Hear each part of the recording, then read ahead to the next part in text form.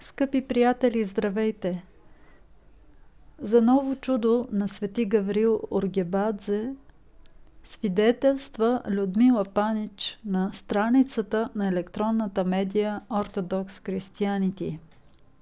Ето нейното свидетелство. През април 2019 година 18-годишната ми дъщеря Лариса беше блъсната от автомобил. Бях в църквата, когато ми се обадиха и ми казаха какво се е случило.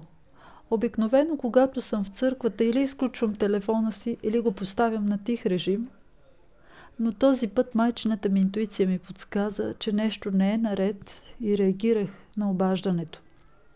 Вдигнах телефона и от ужас извиках: "Защо, Господи?" После избягах от църквата навън. Когато стигнах до болницата, лекарите вече правеха операция и се опитваха да спасят дъщеря ми. Освен няколко сериозни фрактури, Лариса имаше мозъчна травма и затворена гръдна травма. Лекарите направиха всичко по силите си, извършиха успешно операцията, но дъщеря ми изпадна в кома от травмата на главата и другите усложнения. През цялото това време се молех на свети Гаврил от дълбочината на душата си за спасението на дъщеря ми.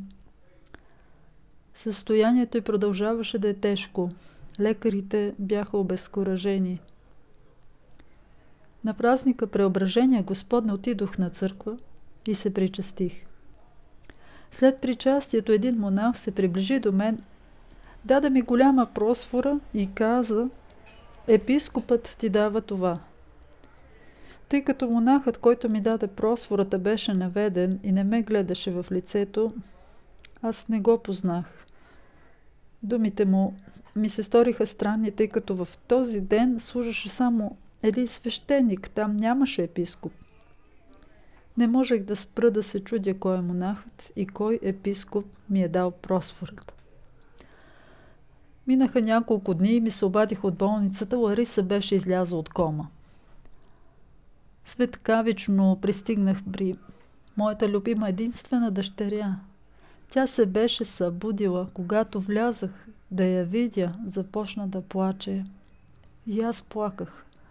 Направих всичко възможно, за да я утеша. Включително и казах, че съм се молила горещо на един съвременен грузински светец, старецът Гаврил. "Покажи ми го", поиска дъщеря ми. "Как мога да ти го покажа? Той е светец, намира се в небесното царство", казах с недоумение. "Покажи ми снимка, мамо." Влязах в интернет, намерих снимка на отец Гаврил и я показах на Лариса. Реакцията наистина ми изненада и уплаши. Лариса избухна в ридания. Като цяло, тя не беше ходила на църква и не разбираше защо аз го правя.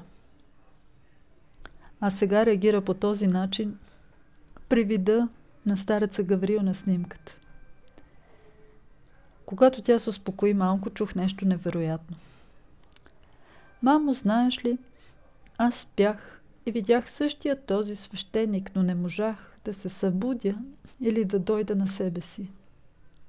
Той дойде при мен и ми каза, че любовта е над всичко на света. А днес той дойде до леглото ми и извика: „Стига толкова спане, да отидем да се поразходим." Замръзнах на място и сълзите отново започнаха да се леят от очите ми. Знаете ли коя дата беше? 26 август, рождения ден на мама Габриел. На своя рожден ден нашият любим мама Габриел подари на дъщеря ми нов живот. От тогава минаха 4 години. Дъщеря ми се въцъркови и сега участва в църковния хор.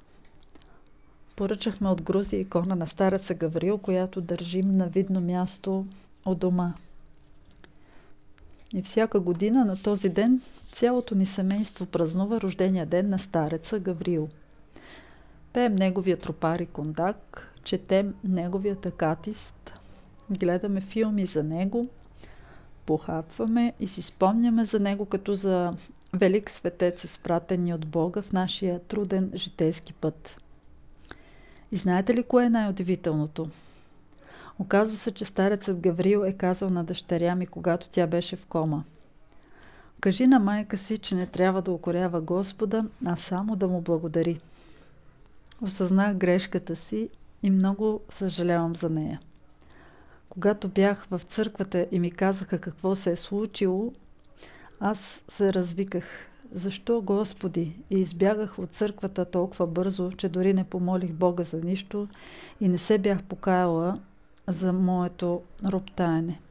И думите на стареца Гаврил: кажи на майка си, че не трябва да укорява Господа, а само да му благодари, ме отрезвиха и ме научиха на едно: каквото и да се случи, да благодаря на Бога. Нужно е да се молим, а не да роптаем. Прости ми, Боже, благодаря ти, че ни изпрати такъв велик светец, като архимандрит Гавриил Ургебац. Слава на Бога!